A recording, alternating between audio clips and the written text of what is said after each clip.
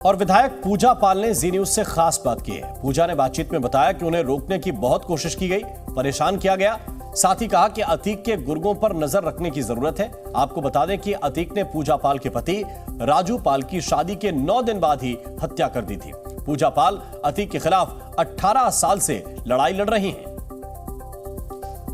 Mafia brothers की मौत के बाद प्रयागराज में कुछ ऐसे लोग भी सामने आए जो अब तक कुछ नहीं बोल पा रहे थे, लेकिन प्रयागराज में एक आयरन लेडी थी जो पिछले कई सालों से इंसाफ की लड़ाई लड़ रही थी। आज हमारे साथ बात करने के लिए राजू पाल की पत्नी पूजा पाल हैं, जो विधायक भी हैं।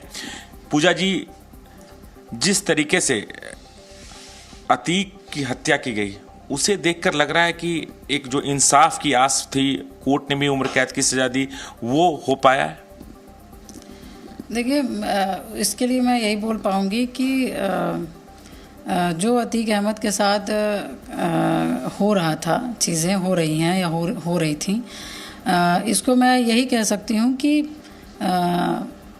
अतीक अहमद के जो कृत्य थे वो प्रयागराज की जनता जानती है और इन्हीं सब का बहुत कारण रहा है, जो कि जिस दिन घटना हुई है उस दिन देखने को मिला है। आप बतौर एक विधायक भी थी और आप खुद उस टेरर से भी जूझ रही थी, और जो लोग जो पीड़ित आते भी होंगे जो अतीक से सताए हुए थे, तो इन दोनों में तालमेल बैठाना कितना मुश्किल था। खुद एक विक्टिम थी और तमाम ऐसे विक्टिम भी आपके पास आते हैं, खुद आप विधायक के तौर पर थे, तो उसे आप कैसे देखती थी? देखिए, क्योंकि मैं मुकदमा लड़ती आ रही हूँ और जब मुझे कोई भी मुझसे सहयोग मांगा है और जैसे लोगों ने लड़ना चाहा है, उनके साथ जो गलत हो रहा है, तो मेरा एक सोचना रहा है कि उनको मैं मन से भी मजबूत करने का काम करती थी, ढाढ़स भी बनाती थी और जिस लायक थी उसमें मैं मदद भी करती थी। राजू पाल जी की हत्या हुई थी, शायद शादी के 9 दिन हुए थे, आपके हाथों की मेहंदी भी नहीं उतरी थी, तो वो टाइम काटना कितना मुश्किल था? क्योंकि घर का जो आपने एक विधायक से शादी की और उसके बाद तुरंत उनकी मौत हो जाती है, पूरा परिवार की जिम्मेदारी आप पर जाती है और उस समय आपकी उम्र भी कम थी, तो वो वक्त कैसे निकला?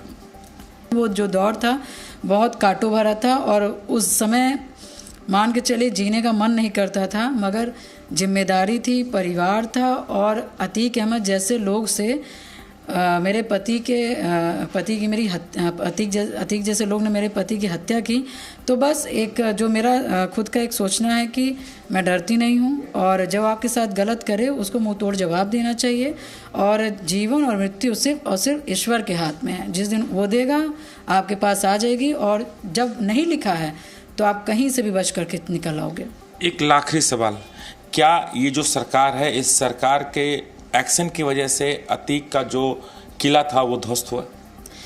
देखिए, अतीक का सन 2007 से ही धीरे धीरे पतन होने लगा।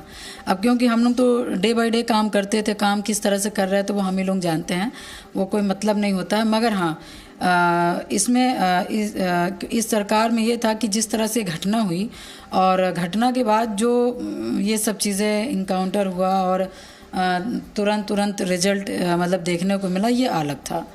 और अतीक अहमद का पतन तो मुझे लगता है राजू पाल जी की हत्या होने के बाद धीरे धीरे होने लगा था, और बस वो अपने आप को जैसे मैसे सर्वाइव कर रहे थे।